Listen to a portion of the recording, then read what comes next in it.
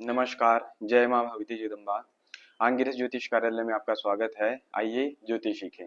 हम बात कर रहे हैं चंद्र कुंडली के विषय में। चंद्रमा के साथ और चंद्रमा से अग्रिम स्थानों में ग्रहों का क्या फल रहता है। पिछले वीडियो में हमने बुध और गुरु की बात करी। आज बात करेंगे शुक्र, शनि और राहु और केतु की, कि चंद्रमा के साथ और चंद्रमा से अग्रिम स्थानों में इन ग्रहों का किस प्रकार का फल रहता है और आपकी जन्म कुंडली के अनुसार यह किस प्रकार का फल आपको प्रदान करेंगे। आइए जानते हैं शुक्र ग्रह के बारे में। शुक्र ग्रह जब चंद्रमा के साथ एक साथ बैठ जाते हैं तो उस मनुष्य की मृत्यु जल से या शनिपात से या किसी हिंसा से होती है। इस प्रकार का फल शुक्र के साथ मिलता है। चंद्रमा से द्वितीय स्थान में अगर शुक्र बैठते हैं तो अत्यंत धनी, महाज्ञानी और राजा के समान मनुष्य होता है, इसमें कोई भी संदेह नहीं है। चंद्रमा से तृतीय स्थान में शुक्र हो तो वह धर्मात्मा, बुद्धिमान तथा म्लेच्छ जातियों से धन लाभ करने वाला मनुष्य होता है। इस प्रकार का फल चंद्रमा से तृतीय स्थान में शुक्र प्रदान करते हैं। चंद्रमा से चतुर्थ स्थान में शुक्र हो तो जातक प्रकृति देह से दुर्लभ तथा वृद्ध अवस्था में धन से परिपूर्ण होता है। चंद्रमा से पंचम स्थान में शुक्र बैठे हैं तो वह बहुत कन्या वाला, धनवान होने पर भी लोक में अपयश करने वाला मनुष्य होता है। अर्थात मनुष्य धनवान तो होगा परंतु फिर भी लोगों में और लोगों के मध्य में, समाज में उस मनुष्य को अपयश ही मिलेगा। चंद्रमा से षष्ठ स्थान में शुक्र हो तो निंदित कार्य में खर्च करने वाला और भयंकर तथा युद्ध में पराजित मनुष्य होता है। चंद्रमा से सप्तम स्थान में शुक्र हो तो वह मनुष्य जगत में प्रसिद्ध होता है, महायोद्धा, दानी, भोगी और अधिक धनवान मनुष्य होता है। चंद्रमा से अष्टम स्थान में शुक्र हो तो वह मनुष्य पुरुषार्थहीन और पद पद में शंका करने वाला मनुष्य होता है।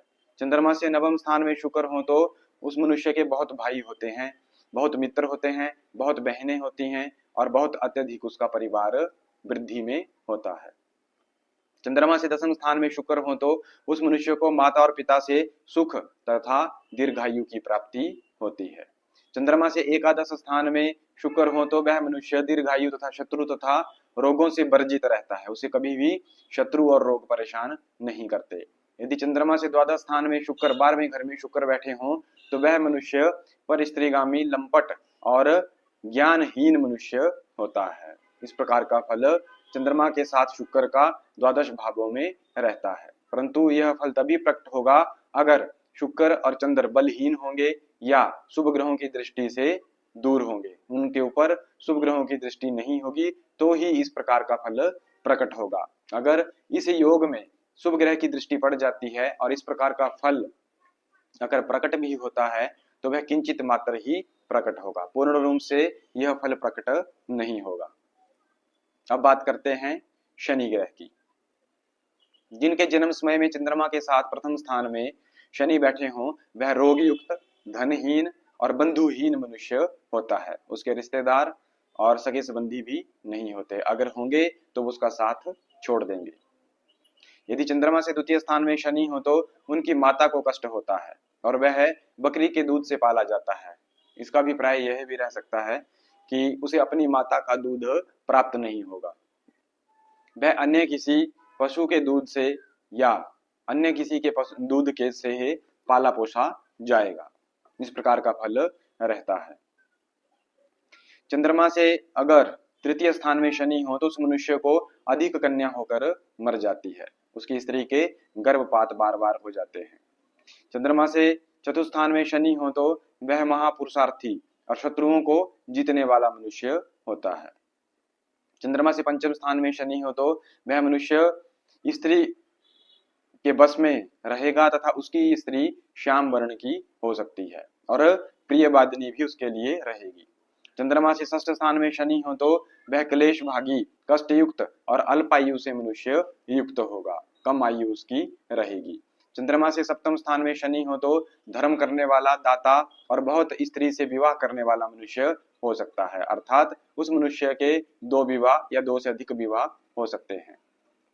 चंद्रमा से अष्टम स्थान में शनि हो तो पिता को कष्ट देने वाला वह मनुष्य होता है और बहुत दान करने से उसका कल्याण होता है। अगर इस प्रकार चंद्रमा से अष्टम स्थान में शनि बैठे हों तो मनुष्य को अपने जीवन में अत्यधिक दान पुण्य करने चाहिए जिससे यह योग नष्ट हो जाए।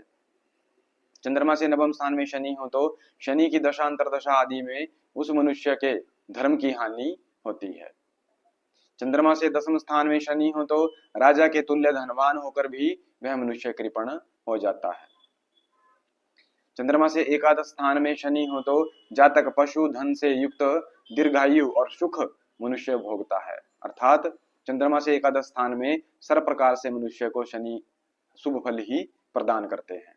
चंद्रमा से द्वादश स्थान में शनि हो तो धनहीन और मांग मांग कर खाने वाला या भीख मांग कर खाने वाला वह मनुष्य और पापी वह मनुष्य होता है।